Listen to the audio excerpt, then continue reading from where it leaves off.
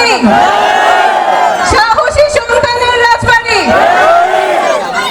আপনারা আজকে যে ভালোবাসা দিয়েছেন এইটা কখনো ভোলার না।